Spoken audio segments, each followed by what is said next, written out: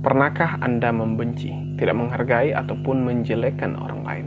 Ataupun sebaliknya, pernahkah Anda dibenci oleh seseorang atau bahkan lebih yang sering kita sebut dengan haters? Dan kadangkala itu menjadikan kita seorang pembenci yang lainnya. Kenapa? Kita membenci orang yang membenci kita.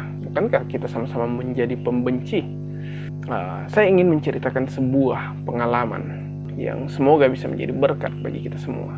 Saya memiliki sedikit gangguan yang membuat saya sulit untuk membandingkan setiap informasi yang masuk, baik melalui penglihatan maupun pendengaran. Saya sulit membedakan antara B dan D dalam huruf kecil. Saya sulit mengingat penjumlahan 8 kali 8, 64 atau 46. Membedakan nama-nama teman yang baru saya kenal.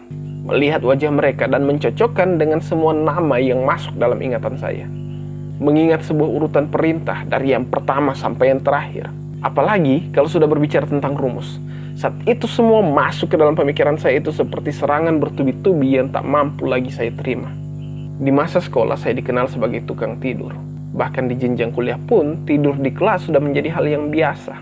Banyak orang berpikir bahwa saya seorang yang menganggap remeh pendidikan. Bahkan pernah seorang dosen memarahi saya karena menguap di kelas. Menganggap meremehkan pada saat itu.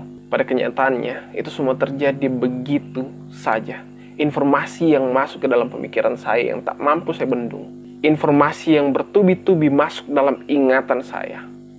Membuat saya menyerah dan memilih untuk beristirahat dalam angan tidur. Poinnya adalah dengan gangguan yang saya miliki, saya menjadi seorang yang sulit bergaul. Saya tidak bisa mengingat setiap teman yang baru saya temui 1 atau 2 kali. Bahkan banyak teman-teman, sampai saat ini saya sulit untuk mengingat nama mereka. Sebenarnya bukan tidak mengingat, tapi saya sulit untuk mencocokkan wajah mereka dengan semua nama yang ada dalam ingatan saya. Jadi saya mencoba mengingat mereka dengan membuat sebuah pengenalan karakter maupun cerita yang saya susun dalam ingatan saya. Saya melihat mata mereka, raut wajah mereka, tindakan mereka, cara berpikir, untuk menciptakan sebuah kisah dalam ingatan saya yang memudahkan saya untuk mengingat siapa mereka. Masalahnya, dengan cara ini membuat saya menjadi hakim bagi mereka. Dari setiap informasi yang saya kumpulkan untuk mengenal mereka, saya terus menemukan sisi negatif, hal-hal negatif dari kehidupan mereka, manusia, dan membuat saya memilih untuk menjauhi mereka. Lebih daripada itu, membuat saya tidak menghargai mereka sebagai seorang pribadi. Satu hal yang mengubah saya. Mazmur 103 ayatnya yang ke-14. Sebab dia sendiri tahu apa kita. Dia ingat bahwa kita ini debu. Allah kita adalah pribadi yang mengenal diri kita. Bahkan lebih dari kita mengenal diri kita sendiri. Dalam pengenalannya akan manusia, dia pun tahu bahwa tidak ada hal baik yang ada dalam diri kita sebagai manusia yang telah jatuh dalam dosa. Namun gantinya dia membenci kita. Namun gantinya dia menjauhi kita. Namun gantinya dia tidak menghargai kita. Dia memilih untuk menunjukkan kasih-Nya yang begitu besar.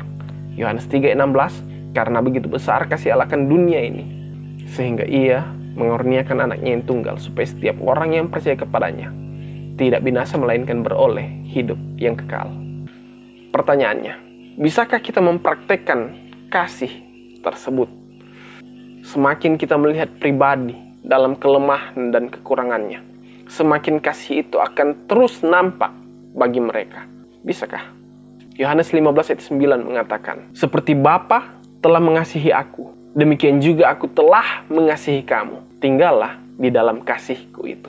Kasih itu akan bisa kita praktekkan jika kita tinggal di dalam kasih-Nya. Merasakan kasih-Nya setiap waktu dalam kehidupan kita. Dan terus-menerus hidup dalam kasih tersebut.